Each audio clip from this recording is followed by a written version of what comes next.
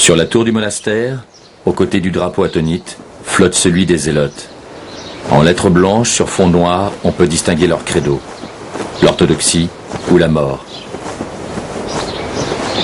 En 2003, les autorités attonites ont tenté de déloger les zélotes par la force. Derrière leurs murailles, les moines ont tenu. Depuis, la police est repartie, mais Isigmenu est toujours soumis à l'embargo des autres monastères. Si les monastères du Mont Athos sont nombreux à bénéficier de la participation de l'Union européenne, le monastère d'Isigmenu refuse toute aide financière par peur de collusion. Pas d'électricité, d'eau courante, de chauffage moderne ou de soins appropriés en cas de maladie. Mais une fois à l'intérieur, les règles d'hospitalité sont les mêmes que celles des autres monastères. Pourtant, l'embargo quasi total dont le monastère est l'objet pose la question de sa survie. En effet, les zélotes qui accusent le patriarcat œcuménique d'hérésie ont adopté une attitude de résistance active.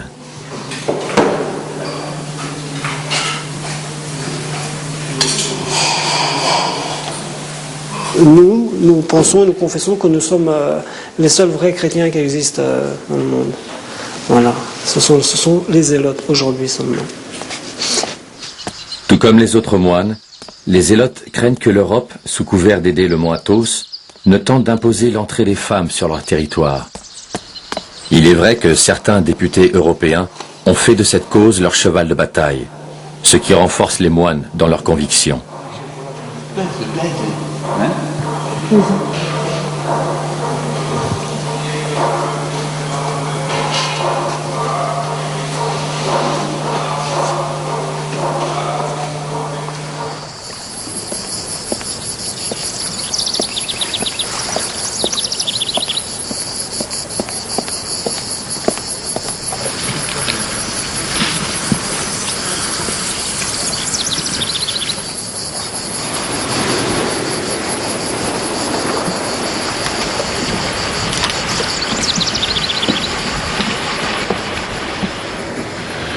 Voilà, je mets le silence et je vais me reposer un peu.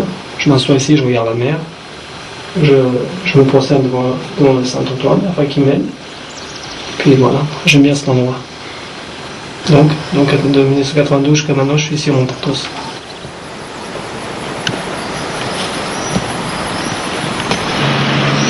On peut dire une chose, c'est que lorsque je suis arrivé ici, je ne savais rien de la foi orthodoxe, rien de la foi catholique, rien du tout.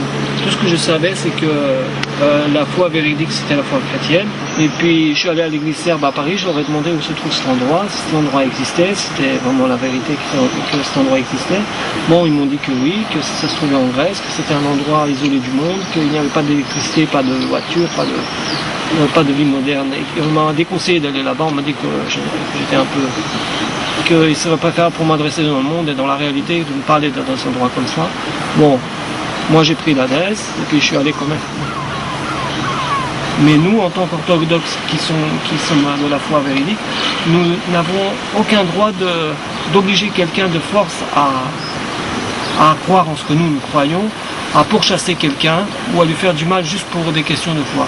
Car Dieu a créé l'homme libre. Donc, en fonction de sa liberté, l'homme choisit ce qu'il va faire dans sa vie. Ici, nous ne sommes pas malheureux. C'est-à-dire que vu que nous sommes en contact avec la foi véridique et le Dieu véridique, lorsque nous avons contact ensemble avec le Seigneur, il se passe quelque chose d'agréable. Ce n'est pas quelque chose de désagréable. Et c'est ce qui nous donne la force de rester. C'est la grâce.